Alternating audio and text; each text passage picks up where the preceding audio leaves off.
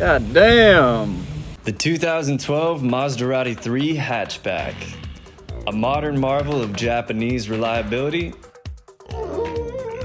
And my first car here in Australia.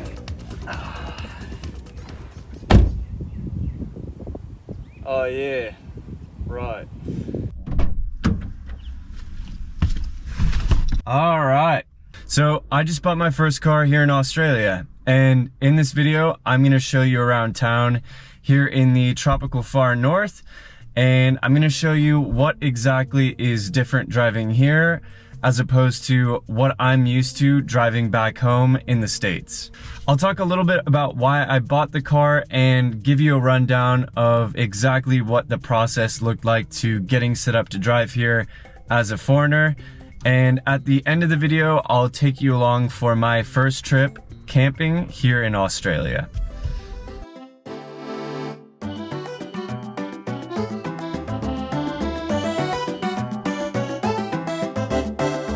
All right, so I'm on my way to head into town right now, and on the way, I'm gonna tell you what's different about driving day to day here versus what I'm used to back home in the States.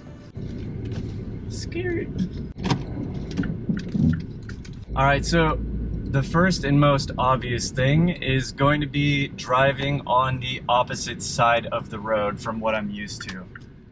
And in this case, that means driving on the left side, as in the States, it's typical to drive on the right-hand side of the road. Now, honestly, driving on the left-hand side of the road really was not that bad. I was really nervous about it at first, but it took about an hour, and then I became pretty comfortable driving on this side versus the right side of the road. Surprisingly, it's all of like the little things that kind of lag behind when getting used to driving on this side of the road. Of course, walking up to my car, half the time I'll get like halfway towards the wrong side of the car door, and then I'll turn around and realize that it's the other side that I'm getting into for driving. When I'm reversing out of a spot, I always want to reach over this side because that's what I'm used to, and it feels really awkward to reach over and reverse like this using my right hand instead of my left. Windshield wipers when I'm signaling is another big thing. Not so much now that I'm used to it, but I used to flip my windshield wipers instead of my signals all of the time. I don't even know how to drive this thing. And that's just because the windshield wipers are where the signals usually are for me from what I'm used to. And then one last thing is I find myself leaning towards the left-hand side of the road when I should be trying to lean towards the right-hand side now, as that's what's closer to my driver's side and kind of closer to where I want to be.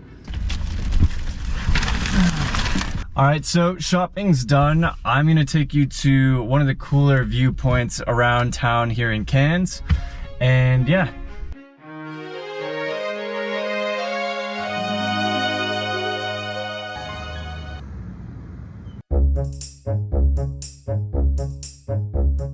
So yeah, definitely another thing about driving here in Oz are just the sheer number of roundabouts. And in the US, when you're going through a roundabout, typically most of them will have a stop sign. You'll stop, yield oncoming traffic, and then go through the roundabout. Here, as long as you're not interrupting the flow of traffic and you're yielding to whoever's behind you coming through the roundabout, you can just go straight through.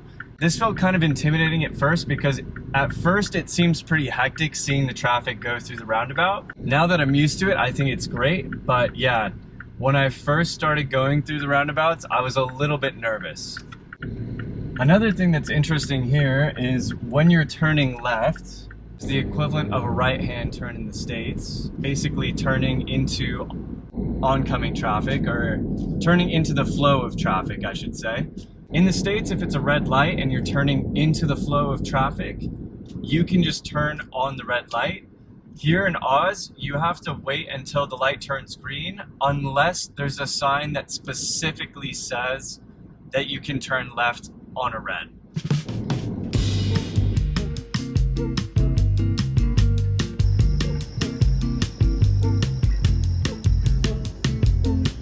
Oh hey, funny seeing you here.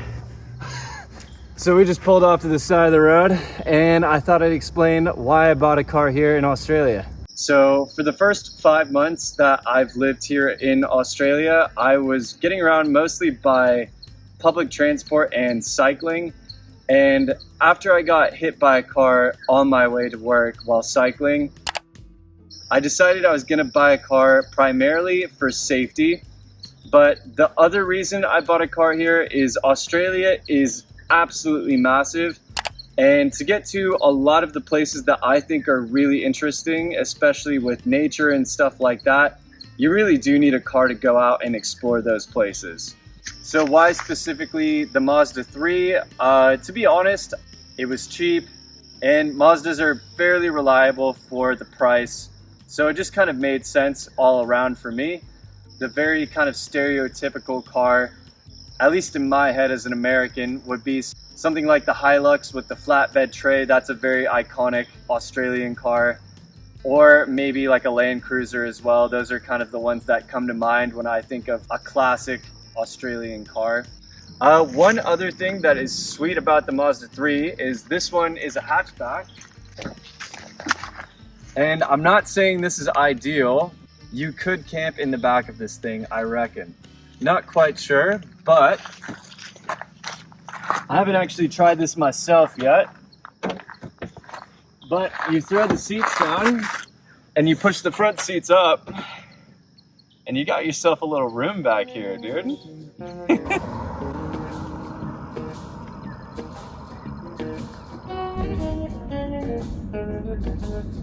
One thing definitely worth mentioning is the process to getting your license here in Australia, and for me as an American, this was honestly shockingly easy. The only thing I needed to do was go into the transportation office here.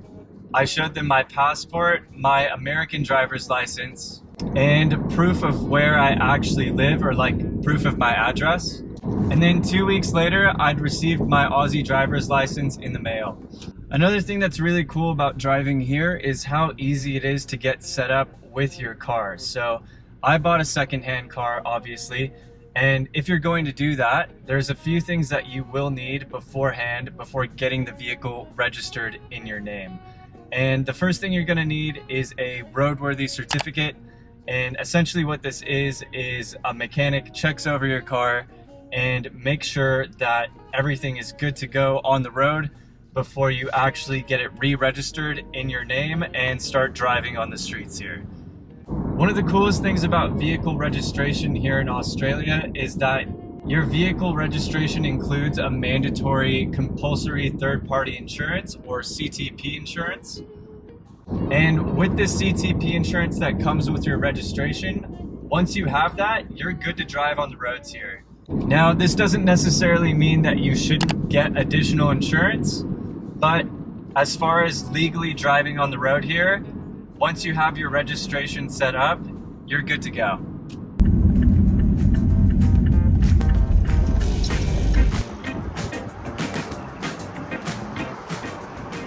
All right, so I just pulled off to the servo, or the gas station as you would call it back home in the US. And the most interesting thing about getting gas here, at least as an American, is that you go in after you fuel up to pay, almost always. So you don't even pay, there's no way to pay at the pump. You have to go in and pay, at least at every servo that I've been to. And I don't really know why this is the case, but yeah, that's definitely something to get used to. I also picked up a servo or gas station sausage roll. My roommate swears by these. I don't really think it's gonna be that good, but I am going to give it a shot.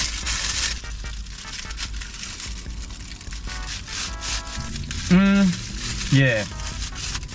Honestly, for coming from a heat lamp, it's pretty good. But yeah, definitely something that you eat and then you feel terrible after eating it. All right, so right now I am driving out of town. We are going towards the bush to go camping, and I thought this would be a good time to show you kind of what it looks like driving away from the actual city here in Australia, or at least driving out away from the city here in the tropical north of Australia. The first thing I notice when I'm driving outside of the city here in Australia is that it is pretty noticeable that speed limits here are a bit slower than over in the US. And it's even more apparent because no one here speeds. So everyone pretty much stays right at the posted speed limit on roads. And in the States, that is totally different. On the freeway, as we would call it back home, it's typical to see people going up to 10 miles an hour over the speed limit. And when I say people, I mean like the general flow of traffic will be going somewhere around 5 to 10 miles per hour over the speed limit. It's been about 30 minutes since leaving Cairns, and it's crazy to me how it's only 30 minutes of driving and we're already out in a totally different climate. So this right here looks a lot more like what you would kind of traditionally expect Australia to look like, I think.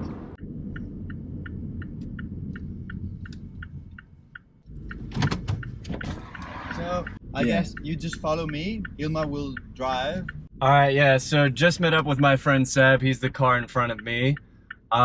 We are going to start hitting a bit of a dirt patch of road to get to the campsite. So, yeah, should be fun. Man, look at the color of that dirt.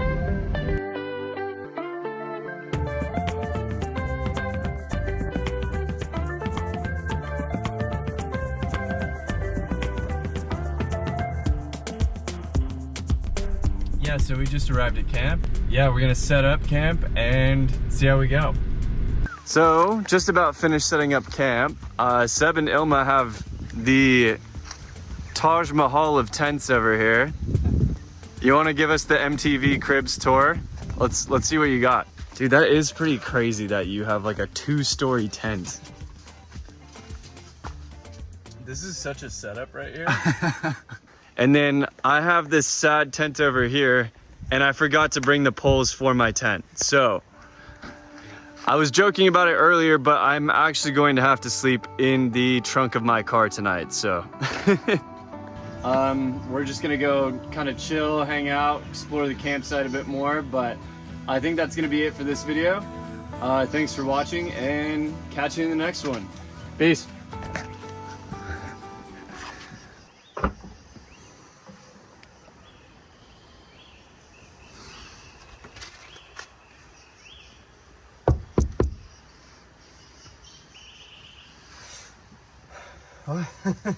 Oh, this is the worst decision of my life, bro.